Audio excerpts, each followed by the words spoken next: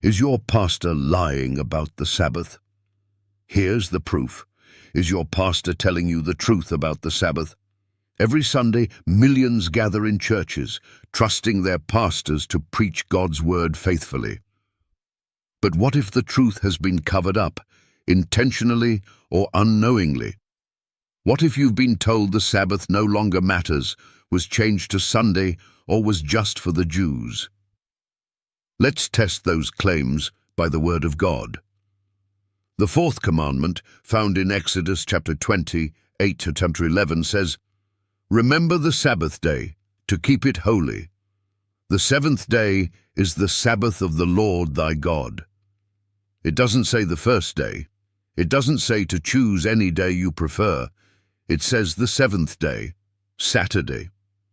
Your pastor may say, "We keep Sunday in honor of the resurrection." But there is no command, not one, in the entire Bible that tells us to worship on Sunday. Not from God, not from Jesus, not from the apostles. God sanctified the seventh day at creation, Genesis 2:2-3, long before any Jew existed. He blessed it, rested on it, and set it apart as holy. Mark 2:27 confirms, the Sabbath was made for man, not just for Israel. It's a gift to all humanity. So where's the proof that Sunday is God's holy day? You won't find it in Scripture, but you will find a bold admission from the Roman Catholic Church. They changed the day, not God. Church leaders admit that they transferred the solemnity from Saturday to Sunday, and they even challenge Protestants by asking, "Why do you follow our tradition and not Scripture?" Here's the proof your pastor might not be telling you. Luke 4:16. Jesus kept the Sabbath. Acts 17:2 and Acts 18:4. Paul kept the Sabbath, even among Gentiles. Hebrews 4:9. There remains a Sabbath rest for the people of God. Revelation 14:12. God's final people keep the commandments of God and the faith of Jesus. So again, let's challenge every skeptic, pastor, and believer. Show us one verse where God changed the Sabbath from Saturday to Sunday. Show us one command from Jesus or the apostles to keep Sunday holy. Show us one verse that says the fourth commandment was abolished. You can't, because it doesn't exist.